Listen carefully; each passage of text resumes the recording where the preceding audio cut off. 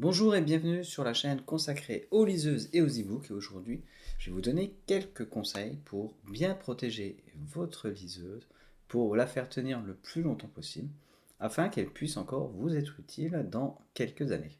Alors avant tout, vous connaissez le petit message habituel, abonnez-vous à la chaîne, ça aide vraiment à produire plus de contenu, parce qu'aujourd'hui vous êtes beaucoup plus nombreux à regarder les vidéos sans être abonné que à être abonné. Et puis, évidemment, vous avez également tous les liens dans la description pour vous offrir une liseuse moins chère. Il y a en particulier la newsletter qui vous permet de recevoir des bons plans sur les liseuses. Alors maintenant que ça c'est fait, on va voir donc comment bien protéger sa liseuse, puisque après avoir acheté une liseuse, on a envie évidemment d'en profiter le plus longtemps possible. La première chose à faire évidemment, c'est d'investir dans une housse de protection pour votre liseuse. Donc ici, j'ai une Vivlio Touch Luxe 1 par exemple, avec une housse de protection. Donc ça coûte pas très cher, ça coûte une vingtaine d'euros. On clipse la liseuse ici à l'intérieur, voilà, et c'est fini, et elle est protégée. La housse de protection, c'est pas indispensable si vous lisez toujours à la maison, que votre liseuse est posée correctement, qu'il n'y a pas de risque de chute, etc. Mais par contre, si vous voyagez avec votre liseuse et que vous la glissez dans un sac, c'est très important d'avoir une housse de protection qui protège l'écran des différents chocs, puisque ça sera la partie la plus fragile de votre liseuse. Donc voilà, donc ce que je vous recommande, c'est une housse de protection avec un rabat qui vient se poser sur l'écran ici et qui va venir protéger la liseuse. Alors il y a quelque chose qui peut être utile, mais personnellement je ne l'ai jamais fait, c'est ajouter un petit film de protection sur l'écran pour éviter les rayures, etc. Mais habituellement on a les doigts propres, donc on utilise ses doigts pour naviguer dans les menus et tourner les pages, donc je considère que ce n'est pas nécessaire. Il y a quelque chose dont on ne parle pas assez souvent ensuite, c'est que si vous lisez en extérieur, il faut éviter de laisser votre liseuse en plein soleil. Parce qu'en effet, le soleil va venir abîmer à la fois les plastiques et l'écran.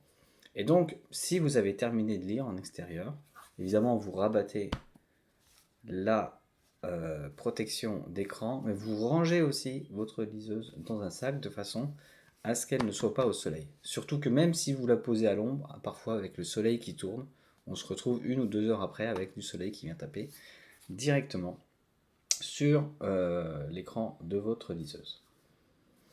Alors, autre chose, puisqu'on parle de l'extérieur, si vous n'avez pas une liseuse étanche comme une Kindle Paperwhite, comme une Kobo Libra 2, évitez de lire trop près d'une piscine ou de lire à la plage où il y a du sable, ou en tout cas faites attention, parce que le sable peut rentrer dans tous les petits orifices de la liseuse, peut venir rayer l'écran, et l'humidité va également venir endommager la liseuse sur le long terme.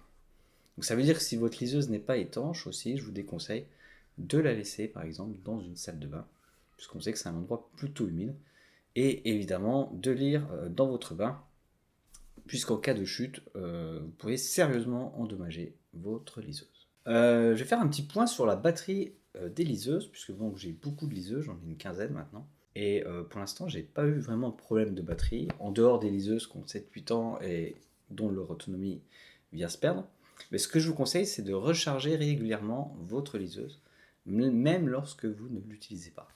C'est-à-dire si vous avez une liseuse et que vous avez arrêté de l'utiliser parce que vous êtes revenu au livre papier ou vous avez un modèle plus récent, je vous conseille de la recharger quand même avant de la stocker, de manière à pas l'endommager si un jour vous voulez la réutiliser ou si vous la donnez ou la prêtez à quelqu'un. D'ailleurs, pour augmenter l'autonomie d'une liseuse, le moyen le plus simple aujourd'hui, c'est de couper le Wi-Fi. Déconnectez la connexion Wi-Fi et vous verrez que votre autonomie va grandement augmenter, et en particulier si vous êtes en vacances. Alors, il y a des précautions à prendre qui sont évidentes, c'est-à-dire que ne démontez pas votre liseuse, par exemple. Vous pouvez la nettoyer régulièrement, mais simplement avec un chiffon doux, avec peut-être à peine d'eau, mais vraiment très léger et tout de suite essuyé de manière à ce que l'eau ne rentre pas dans la liseuse. Alors évidemment, si vous avez une liseuse étanche, vous pouvez un peu plus utiliser de l'eau, mais si ce n'est pas le cas, il faut mieux éviter. Et puis enfin, je vais faire un petit point sur un problème qui arrive souvent, c'est-à-dire tout ce qui est recharge de la liseuse avec les ports USB. Alors sur les liseuses, il y a différents types de ports USB. Ici, je vais essayer de vous montrer, ça c'est un port micro USB. Donc c'est un port, on va dire, d'ancienne génération, qui est utilisé sur de nombreux appareils, qui est utilisé sur les smartphones aussi. Et ce port a la particularité d'avoir une petite languette à l'intérieur et d'avoir un sens. C'est-à-dire que si j'utilise un câble d'ici USB, il va falloir que je fasse très attention au sens dans lequel j'insère la fiche. Et donc l'idée c'est de jamais forcer. C'est que si on n'arrive pas à insérer l'embout, il faut jamais forcer et de toujours l'insérer bien droit, de ne pas essayer de l'insérer avec un angle comme ça. Sinon vous allez tordre et éventuellement casser la prise USB. Et si c'est le cas, vous ne pourrez plus recharger votre liseuse.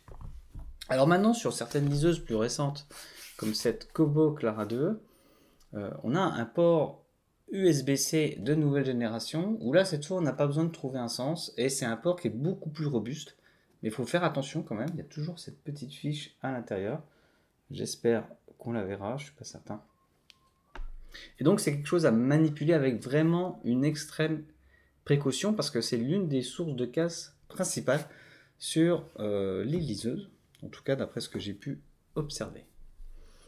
Donc voilà, j'espère que cette petite vidéo vous a plu. Je vous donne rendez-vous bientôt pour une autre vidéo. Et je vous dis au revoir, à bientôt et bonne lecture.